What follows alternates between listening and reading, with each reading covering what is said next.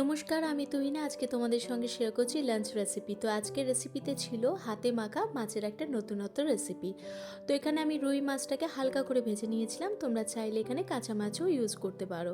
তো এখানে 3 চামচের মতন আদা, রসুন, শুকনো লঙ্কা বাটা অ্যাড করেছি। তার সঙ্গে স্বাদ অনুযায়ী নুন আর কিছু গুঁড়ো মশলা যেমন হলুদ গুঁড়ো, জিরে গুঁড়ো, ধনে গুঁড়ো আর তার সঙ্গে সর্ষে তেল, কুচনো টমেটো আর পেঁয়াজ অ্যাড করে বেশ হালকা হাতে কিন্তু বেশ ভালো করে মাখিয়ে নিতে হবে। তোমরা এই মাছের রেসিপিটা কে কে বানিয়ে খেয়েছো? গরম ভাতে খেতে কিন্তু বেশ ভালো লাগে। যারা এখনও বানাওনি ট্রাই করে দেখতে পারো, খেতে কিন্তু দারুণ লাগে।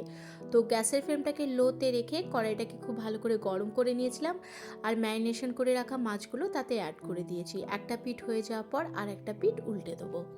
আর হয়েও যায় খুব ঝটপট। হাতে যদি সময় কম থাকে বানিয়ে দেখতে পারো।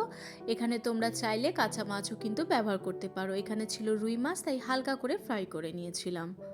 এখানে জল ব্যবহার না করাটাই উচিত, কেন কি পেঁয়াজ আর টমেটোর যে জলটা সেটা দিয়ে কিন্তু পুরো রান্নাটা হয়ে যাবে। তো আমি লাস্টে অল্প গরম জল অ্যাড করেছিলাম, তার উপর থেকে অ্যাড করে দিয়েছিলাম গরম মশলা পাউডার। গরম ভাতের সঙ্গে খেয়ে জাস্ট এক কথাতে বলবো, একবার হলেও তোমরা বানিয়ে দেখতে পারো। রেসিপিটা ভালো লাগলে দেখা হবে নেক্সট একটি নতুন রেসিপি ব্লগে, কমেন্ট সেকশনে লিখে জানিও।